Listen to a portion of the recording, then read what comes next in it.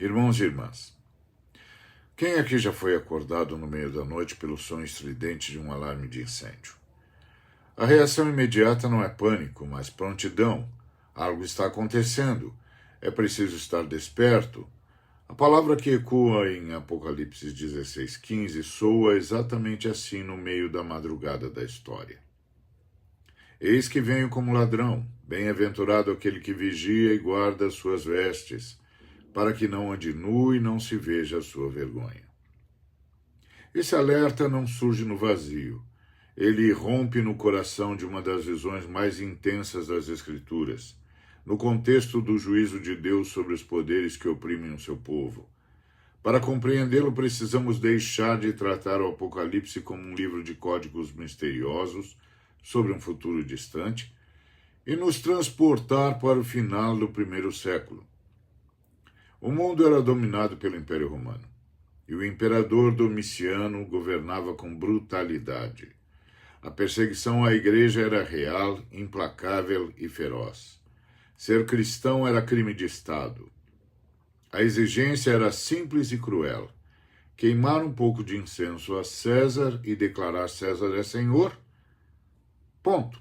Quem obedecesse preservava a vida, os bens e a família. Quem se recusasse enfrentava prisão, tortura e morte. Nesse contexto surgiu uma palavra terrível: lapse, os caídos. Cristãos que, sob pressão insuportável, cederam, queimaram o incenso e negaram Cristo para salvar a própria vida. A luta da igreja não era teórica, era cotidiana.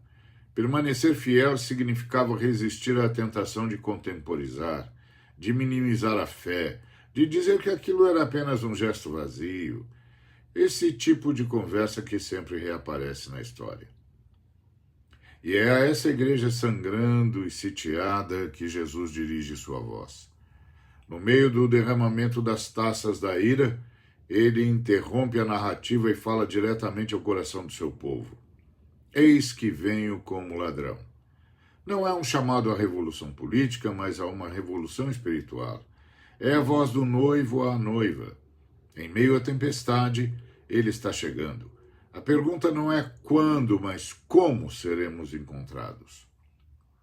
Quando Jesus diz venho sem demora, ele não fala apenas do fim dos tempos, ele anuncia que intervirá na história concreta para socorrer a sua igreja. O império, aparentemente invisível, seria detido, e assim foi. O Apocalipse foi escrito por volta de 94, 95 DC. Em 96 DC, Domiciano foi deposto e assassinado. Cristo veio sem demora, julgou o poder que se levantava contra sua noiva e mudou o curso da história. O Senhor da história da redenção entra na história comum sempre que o seu testemunho é ameaçado. Por isso, o Apocalipse não é um quebra-cabeça para curiosos, mas uma carta pastoral urgente, um manifesto de resistência. Ele nos ensina a vigiar, guardar e permanecer vestidos. Vigiar não é esperar passivamente. Para a igreja perseguida, vigiar era a resistência profética, olhar para o poder esmagador de Roma e, pela fé, enxergar o trono de Cristo. Era recusar a narrativa do império e crer na contra-narrativa do evangelho. As boas novas de Jesus sempre desafiam as pretensões absolutas dos poderes humanos. Vigiar é saber que há duas histórias em curso, a história comum e a história da redenção. E que quando a primeira tenta sufocar a segunda, o Senhor da redenção intervém. Hoje, vigiar exige discernimento histórico.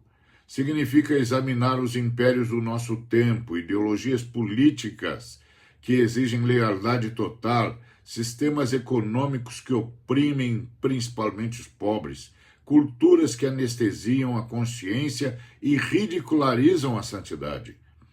Vigiar é recusar a crença de que esses poderes têm a última palavra. Nossa esperança não está nas manchetes nem nos resultados eleitorais, mas na certeza de que Cristo continua agindo na história. Guardar as vestes é preservar a identidade em Cristo, o testemunho público, a integridade. Para os cristãos do primeiro século, Manchar as vestes era queimar incenso a César. Guardar as vestes era confessar: Jesus é Senhor, ainda que isso custasse a vida. A cena se repete de outras formas hoje. Onde estão os novos altares?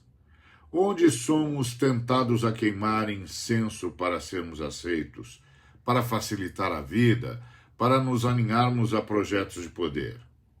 Tornamo-nos lápis sempre que nossa lealdade a qualquer ideologia, sistema ou interesse supere nossa lealdade a Cristo. Guardar as vestes hoje é manter uma identidade cristã distinta, mesmo sob pressão. É não confundir o reino de Deus com projetos de nação, nem o evangelho com plataformas políticas. É proteger o púlpito para que pertença a Cristo e não a candidatos. É preservar a liberdade profética de dizer a verdade ao poder, seja ele qual for. O texto fala também de vergonha e dignidade. A nudez simboliza a vergonha do lápis. Salvou a vida, mas perdeu a honra. Já a fidelidade carrega uma dignidade silenciosa, a dignidade do mártir, do confessor, daquele que permanece firme. Essa dinâmica continua hoje. Há vergonha quando a igreja se alia a poderes decadentes e depois é exposta em sua incoerência. Quem paga o preço é o evangelho. Mas há dignidade quando cristãos e comunidades recusam a corrupção, resistem à injustiça, preservam o testemunho. Estes estão vestidos de honra, e sua fidelidade será vindicada por Cristo. Tudo isso nos lembra que Jesus não é um espectador distante, ele é o Senhor da história. Oramos porque cremos que ele intervém, resistimos porque cremos que ele entra na história, cuidamos dos pobres, das crianças, clamamos por justiça e vida abundante porque sabemos que Cristo age, julga e redime. O problema nunca foi Deus deixar de agir. O problema é o seu povo deixar de crer nisso e se vender aos poderes de plantão. A pergunta que fica é direta. Quais são os imperadores modernos que exigem nossa lealdade? Estamos dispostos a ser contados entre os fiéis que guardam suas vestes, mesmo que isso tenha custo? Não vivemos movidos pelo medo, mas pela liberdade. O Deus revelado em Cristo é o Deus que liberta. Se o Filho nos libertar, verdadeiramente somos livres. Nenhum império, nenhuma pressão cultural, nenhum poder econômico nos escravizará novamente. Por isso, oramos não por formalidade, mas como ato de consagração e declaração de lealdade. Pedimos perdão pelas vezes em que buscamos segurança em alianças estranhas e manchamos as vestes que Cristo nos deu. Suplicamos a coragem dos confessores e a fidelidade dos mártires. Rejeitamos a ilusão da dupla pertença. Nossa lealdade é indivisível. Que o Espírito Santo nos conceda discernimento para vigiar e força para guardar as vestes. Que vivamos prontos, não apenas aguardando o dia final, embora o aguardemos com alegria, mas atentos a cada intervenção de Cristo na história. Que cada dia nos levantemos dizendo: hoje veremos Cristo entrar na história que vivemos, por verdade, justiça, libertação, paz e vida, porque Jesus Cristo é o Senhor da história da redenção. Que assim seja. Maranata, ora vem, Senhor Jesus.